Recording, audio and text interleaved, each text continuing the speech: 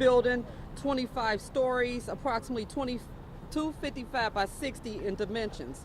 We have 298 units in this building. Of those, only 267 were occupied. We got this call at about 10:06 this morning from a resident on the 16th floor who smelled smoke. So that's how we were first alerted. Companies arrived on the scene and then they aggressively attacked the fire. They grabbed the communication systems, notifying all the residents of the building. Now we have one resident who perished in the fire, 8 transports that were stable, all civilian. We had 1 firefighter yellow transported for ortho injury. 33 civilian refusals at this time, and we use the second floor as treatment and triage to actually sort through all the residents and have them a secure place. So what we encountered here, because the fire went so far from the 15th all the way up to the 24th floor, was the fact that the wind was pushing the fire. Did they go off? I don't have that information right now. Talk to us about, I know the residents were being asked to stay in Right. their units, about how the building is constructed, why it was safer for them to do that, and how your You wanna people talk were about just that? going unit to unit to check on everyone. Chief Furman is going to answer. Okay. I'm sorry. Can you talk to us Why is about, it safer to shelter in place? I know that the residents were being asked to stay inside their units. It was safer for them to do that. That sounds counterintuitive, but explain why it was best the way it was. Yeah, so we usually ask residents to stay in place. High-rise building is a fire-resistant construction. It's built with fire separations built in. The doors are fire-rated doors to the apartment units. The stairways are enclosed. The hallways. It's set up so that you can remain in your unit and still be safe. If you do encounter smoke or heat or fire, you call 911, and that's why we try to get units up to you as soon as possible. If we do evacuate a floor, that's announced over the PA system, and we do it that way. But a lot of times we don't want people to self-evacuate because they could put themselves in harm's way. So just talk to us about how you handled that situation in a building this large. And I imagine you had dozens of people checking on residents. Yeah, so we had to trek a lot of floors, and like the commissioner said, we only had 8 transports, which was good. The wind can work with us or against us. It's always a factor when you battle a high-rise fire. In this situation, the wind was such that it wasn't pushing the heat and smoke into the building, but it was coming from the other side, which helped fan the flames and create the fire plume that you saw from the outside, which created a lapping effect, which it was so intense that it reached the windows above the floor, and then it ignited the fire on the floor above. So we were just trying to stay ahead of it. Unfortunately, we lost elevators, and so that meant we had to bring all the equipment and manpower up 15 flights of floors, flights of stairs, and just try to get ahead of it. But it was a fast-moving fire vertically, like the commissioner said, and it was tough just staying ahead of it. Have you been able to finish a unit-by-unit search of the building to ensure everybody is Yeah, final search is still underway at this point. We've conducted final searches on several floors, I think 4 floors right now, but we're still going to go through the entire building and check to make sure that we don't leave anybody that needs some And that would be in addition to the phone calls that were made through 911 that were conveyed to us, that we individually check those as well. But the full building will be checked. Did the person who died live in the unit where the fire started? Do we have We're that? not commenting on that. Yeah, right now we can't. Right, we Yeah, don't have that. OFI's still working on that. We don't know for sure. Our Office of Fire Investigation is up there right now, and they're beginning their investigation. Did you have trouble getting water to the top floors? Well, yes and no. We got water on, we use the standpipes. We use the internal protection systems that are already built into the building. So we connect to standpipes. And so what we did was get water on the fire on the initial floor, but as it lapped, we have to conduct a secondary front on the next floor. Well, the problem is you can only get so much water out of that standpipe. So once we got, then we have to kind of piggyback and try to move and stay ahead of it. But like I say, this was a very fast moving fire, and we had trouble just staying ahead of it because of the lapping effect. So just so you know, we had over 300 personnel on the scene and over 85 pieces of equipment, fire and EMS, for this actual fire. Talk to us about like those evacuations that you did have to carry out. How did you prioritize who you did get out of the building? So that's why it's important for high-rise buildings like this to have a list of people in special needs. So we got the list of people who are maybe physically challenged. We got to those units first. We prioritized those guys, and then we made announcements as we saw. Change in condition. We evaluated smoke conditions on each floor, and as conditions worsened, we evacuated those floors and then moved those. Those were the priorities. Are you concerned with the structural integrity of the building right now? Well, we got the building department here. I'm sure they're going to assess any kind of damage, any spalling, any damage to the concrete or the structure. Do you guys Chief, have any identify information yourself for the on- camera. I'm sorry, identify Identify Oh, yourself. I'm sorry. Mark, M-A-R-C, Furman, F-E-R-M-A-N, Deputy Fire Commissioner. Of Do you have any operations. information on building inspections? Are those up to date We to your don't. knowledge? We don't have any of that right now. Do we have That any is part of idea- our investigation too, so we do look into that. Building do we have any department's on the idea scene how many working it. people are Right. displaced and what is going to happen with those residents? Obviously, we've got a cold, snowy day, so what's going to happen with those folks that can't move back and forth?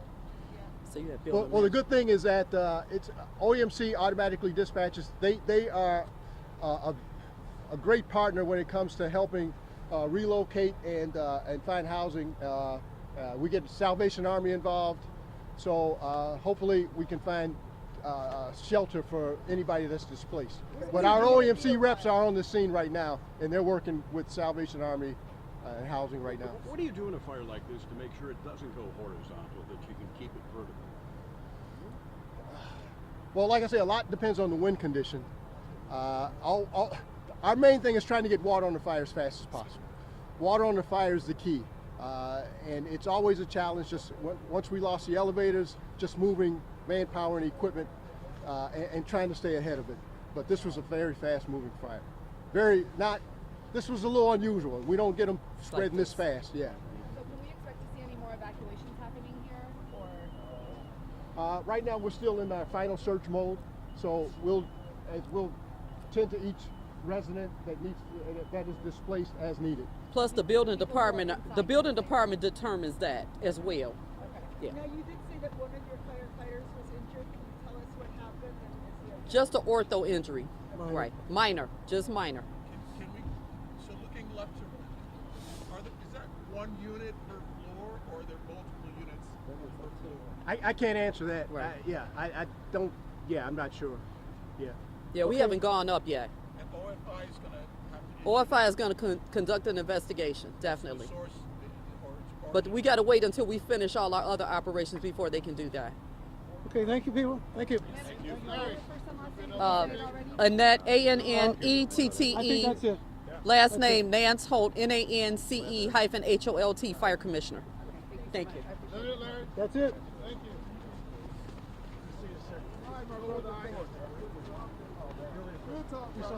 Ike, what are you trying to do? Outlast me? I gotta show you a picture. Okay, so which one of us is going first? You or me?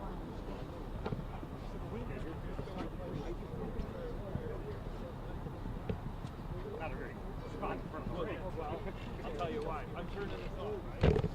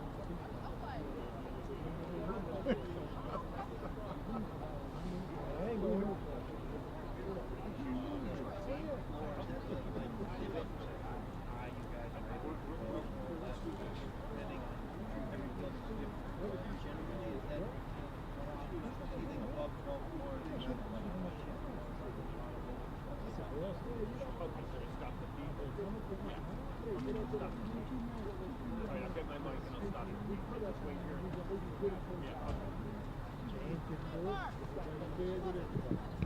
Okay. Nice job.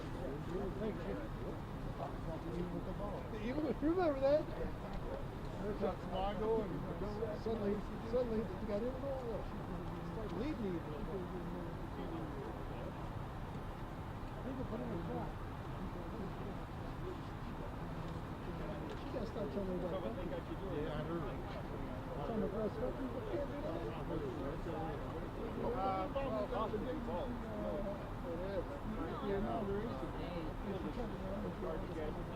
yeah, that's that tone, isn't it? Are you kidding me? You're trying to leave. I'm gonna get you out first. Yeah. I gotta go back inside. I'll see you later. All right, brother. I gotta show you the picture. Yeah.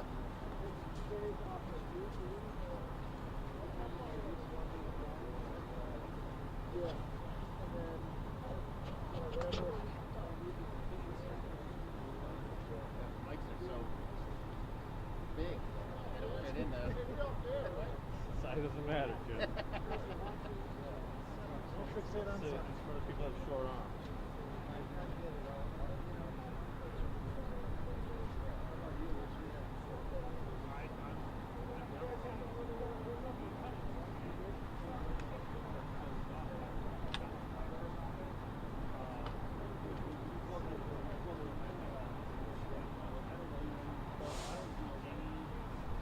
I do very little for my phone.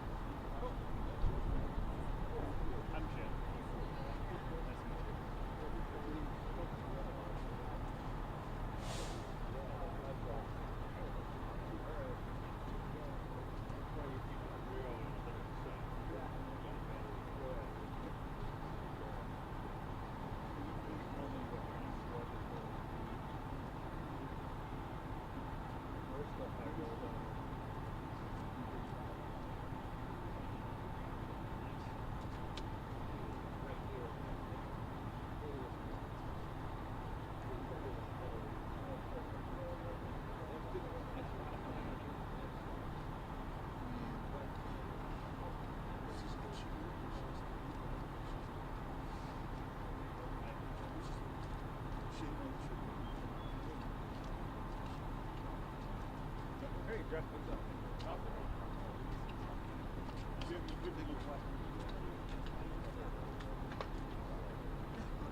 could put more in the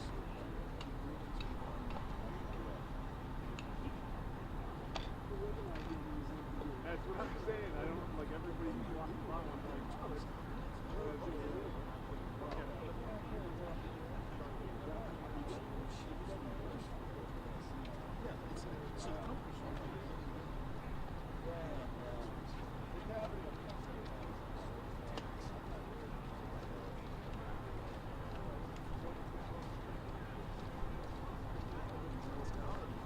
Like that she'll just, you know.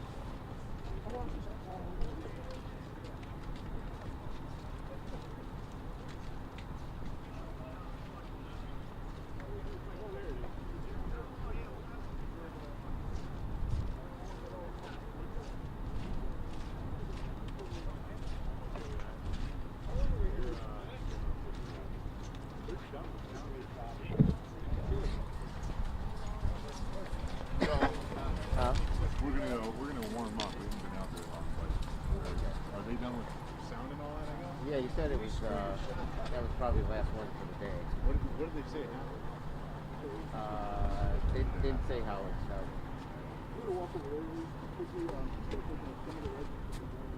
Oh, okay, let's go. All right, see ya.